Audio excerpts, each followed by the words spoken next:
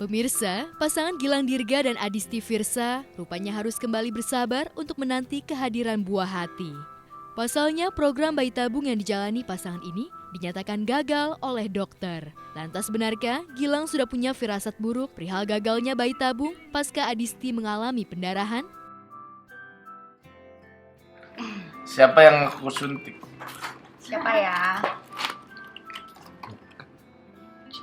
Kok ini? Lihat dong. Positif? Iya. Gagalnya program bayi tabung yang dijalani Gilang dan Adisti tentu saja membuat keduanya sedih. Padahal sebelumnya, pasangannya sudah menikah selama 4 tahun, sempat dilanda rasa bahagia saat hasil tes pack Adisti positif hamil. Lantas benarkah lantaran merasa bersalah, Adisti meminta maaf kepada Gilang? Jam kemudian dikabarin kalau hasilnya udah keluar, dan pas hasilnya udah dikirim via WhatsApp ke aku nggak ngerti bacanya kan, nggak ngerti ini yang mana yang benar gitu kan. Terus ternyata akhirnya si susternya ngomong gini, tetap semangat ya Bu, gitu. Nah itu tuh. Nah pas part itu aku langsung yang ya Allah lemes banget gitu kan. Aduh, kayaknya ini hasil laboratorinya membuat saya sedih. Kenapa dong?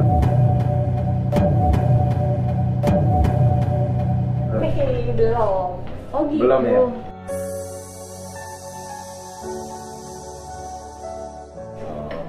Sabar ya.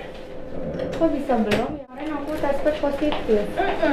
Jadi sebenarnya kan kemarin ibu disuntikin ini, ya kan? Ovidrel hari ke day 5 ya, jadi immediate sesudah dilakukan embryo transfer di hari yang sama disuntikin Ovidrel, kemudian hari ke-8 disuntik Ovidrel lagi. Nah ini sebenarnya adalah support hormon. Ini isinya dari Ovidrel adalah beta-HCG. Jadi kalau ibu ngetes pakai test pack, selama ada pengaruh dari obat ini, itu kesannya test packnya positif. Ya. Nah sebenarnya yang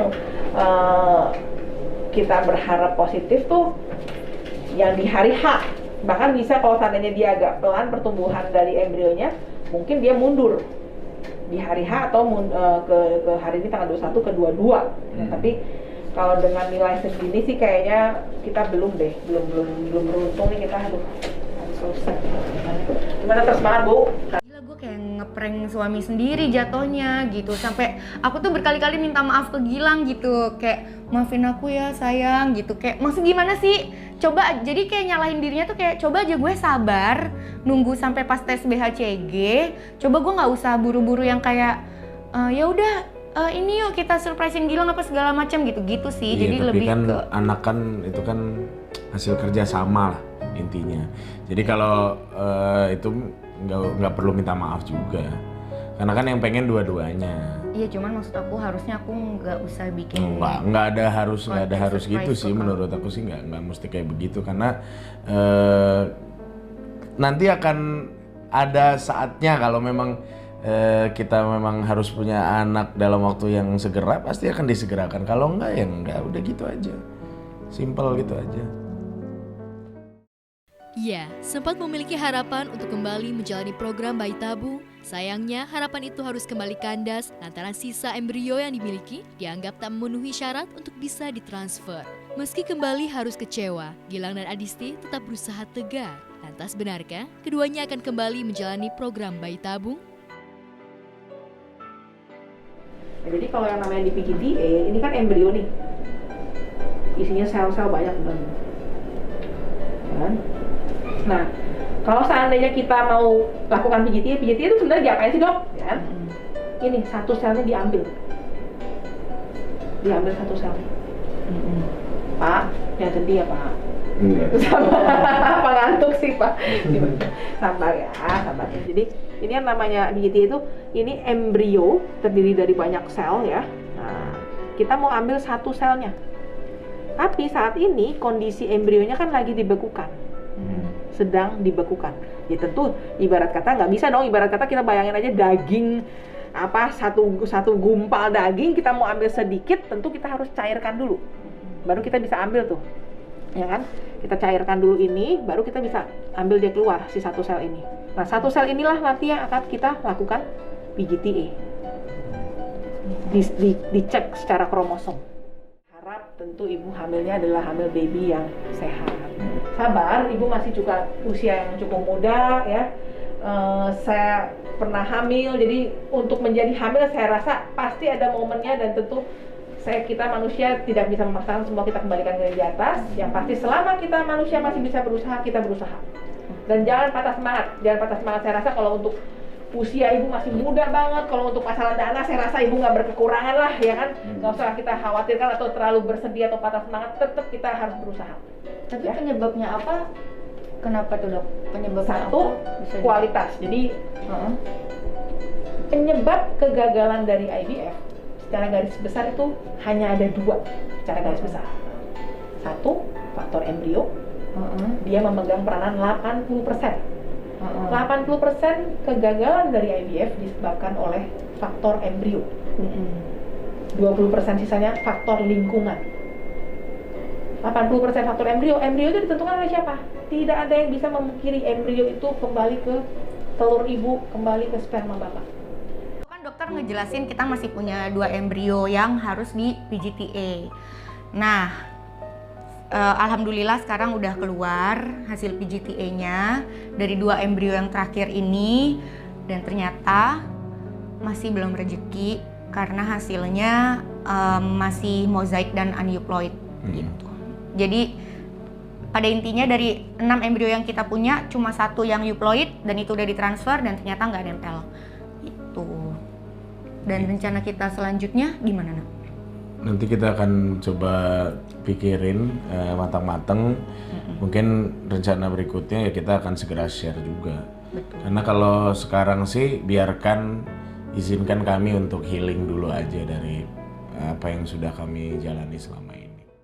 Jika Gilang dan Adisti dilanda rasa sedih lantaran gagal untuk memiliki buah hati, pasangan Randy Panglila, Chelsea Frank justru tengah dilanda rasa bahagia. Pasalnya, Chelsea dinyatakan positif hamil dan usianya sudah menginjak 15 minggu. Lantas benarkah Chelsea mengalami ngidam masakan Indonesia? Terus gue kayak lihat itu test pack gitu, dan test packnya itu kayak garis 2-nya tuh kayak nggak jelas gitu, bukan garis 2 yang kelihatan jelas, jadi kayak blurry gitu yang satunya. Terus gue kayak, what does this mean? Gue kayak ini maksudnya apaan nih? Terus karena maksudnya gue nanya nih, ini lo hamil atau maksudnya kita nggak jadi lagi nih gitu kan? Terus dia I'm pregnant, dia bilang gitu. Terus ya well I'm very happy. Memang kita berdua punya preferensi, kalau memang boleh dikasih sama Tuhan sih kita kepengennya cowok dulu. Gitu. Karena kan kalau di Manado itu jadi setidaknya ada yang langsung bawa nama Panglila gitu. So, saya suka Indonesian makanan. Iya, makanan Indonesia. Oh, love.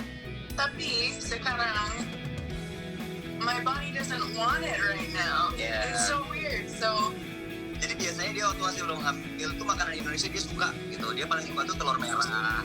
Ya, tahu tek, tahu telur Surabaya itu dia suka. Tapi pas lagi hamil gini, dia makan makanan yang dia suka mual. Sebagai pasangan muda, keduanya merasa begitu bahagia lantaran akan segera memiliki anak. Tak heran keduanya begitu ekstra menjaga agar sang calon buah hati tumbuh sehat. Lantas bagaimana Chelsea menjalani kehamilan di tengah pandemi wabah COVID-19? Lantas benarkah Randy dan Chelsea sudah menyiapkan nama untuk anak pertamanya? Ya sukanya yang pasti ini anak pertama ya, siapa yang nggak happy kan dapat anak pertama gitu. Karena cuman memang momennya kenapa pas pandemi begini gitu, jadi kayak ribetnya tuh, nah dukanya itu ya kayak tadi yang aku bilang, pada saat istri lagi kepengennya macam-macam, kepengen kayak dia homesick, kepengen bawa ke yang tempat yang lebih alam, nggak bisa karena kan nggak bisa jalan-jalan. Lagi pula gini, kalaupun kita mau paksain untuk ya udahlah jalan-jalan nggak apa-apa, protokol kesehatan lah, kalau banyak orang tiba-tiba terus nggak bisa social distancing kan bahaya buat dia gitu. Mungkin aku bisa merasa dan lebih pede karena aku merasa sehat, nggak apa-apa, tapi dia kan nggak bisa gitu. Jadi aku lebih kayak protektif juga dari sudut pandang itu sih gitu. Dan sekarang lebih sulit lagi kayak cari makan cari makan. Sekarang udah denger kabar baru di Bekasi jam 6 semua udah tutup. Lalu kalau dia tiba-tiba malam-malam kepengen apa, dia nggak ada.